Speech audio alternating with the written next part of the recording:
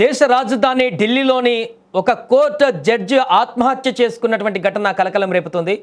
ఎంతోమంది భార్యాభర్తల యొక్క కాపురాలను చక్కదిద్దేటువంటి తీర్పులిచ్చి, ఎంతోమంది కుటుంబాలను నెలకొన్నటువంటి సమస్యలకు తీర్పులిచ్చి నిలబడ్డటువంటి ఆ జడ్జి ఈరోజు తన కుటుంబంలో నెలకొన్నటువంటి తన భార్య నుంచి వచ్చినటువంటి ఎదురైనటువంటి సంఘటనలు భరించలేక తాను బలవన్మరణం చెందినటువంటి ఘటన ఒక్కసారిగా దిగ్భ్రాంతికి గురిచేసింది.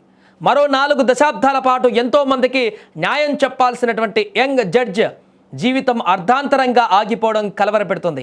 వందలాది కేసుల్లో తీర్పులు ఇవ్వవలసినటువంటి ఒక మేధావి తన జీవితానికి తనే ముగింపు పలుకుతారని ఎవరు ఊహించలేదు.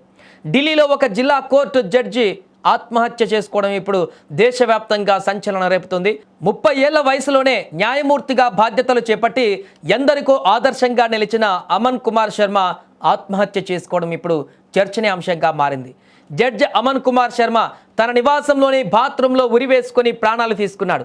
అయితే ఇది కేవలం ఆత్మహత్యనా లేక దీని వెనుక బలమైన కారణాలు ఉన్నాయా అన్న కోణంలో పోలీసులు దర్యాప్తు మొదలుపెట్టారు. అయితే అమన్ కుమార్ శర్మ భార్య కూడా ఒక న్యాయాధికారి కావడం ఇక్కడ గమనార్హం. ఇద్దరు చదువుకున్న వారే, ఇద్దరు సమాజంలో అత్యున్నత హోదాలో ఉన్నవారే. మరి అలాంటి వారి మధ్య ఏం జరిగింది? అమన్ తండ్రి చేస్తున్న ఆరోపణలు ఇప్పుడు ఈ కేసును మరో మలుపు తిప్పాయి. అయితే తన కొడుకు వేధింపుల వల్లే చనిపోయాడని అమన్ తండ్రి ఇప్పుడు ఆరోపిస్తున్నాడు.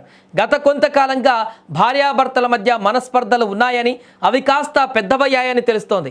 అయితే ఈ వివాదంలోకి భార్య సోదరి, ఒక ఐఏఎస్ అధికారి జోక్యం చేసుకోవడం అమన్ కుమార్ శర్మను తీవ్ర మానసిక వేదనకు గురిచేసిందని ఆయన తండ్రి చెప్పుకొస్తున్నారు.